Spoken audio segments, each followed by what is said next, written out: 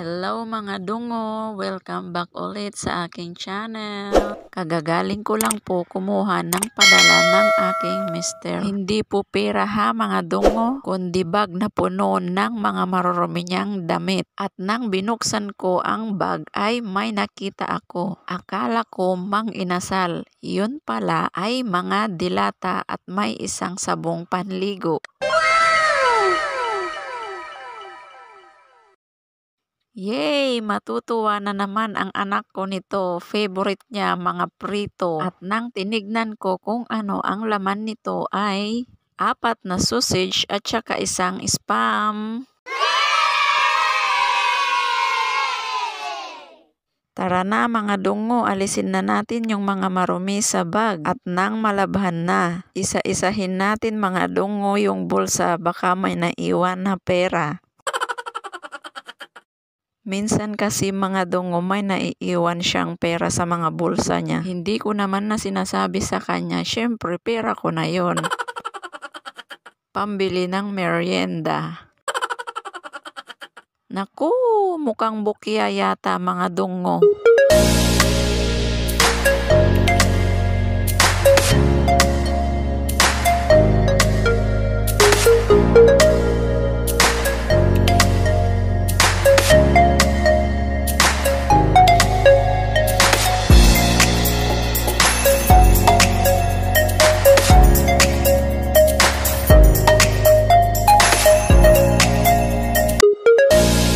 Ayan, tapos na mga dungo, tara na sa labas at nang makapaglaba na.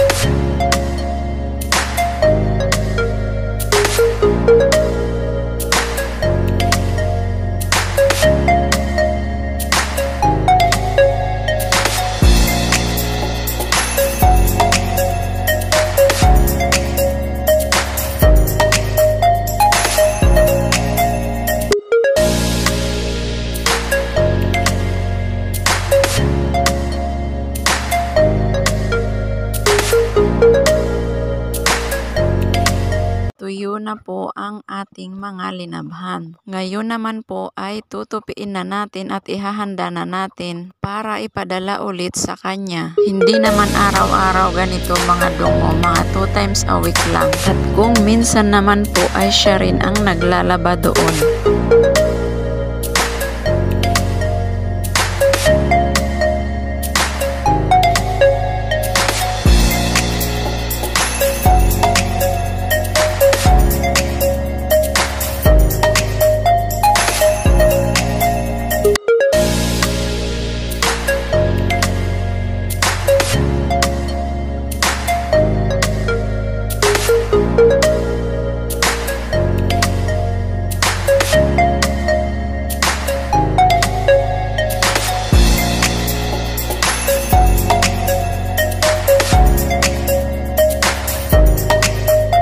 At pagkatapos nating ihanda ay magsusulat muna tayo ng love letter. Charot lang po.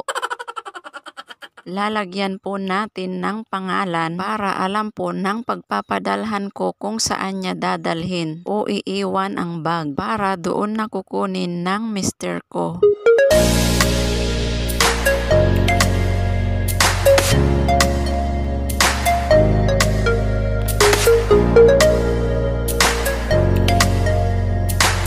Ayan, tapos na mga dungo. Tara na at ipadala na natin. Bye mga dungo, hanggang sa muling panonood.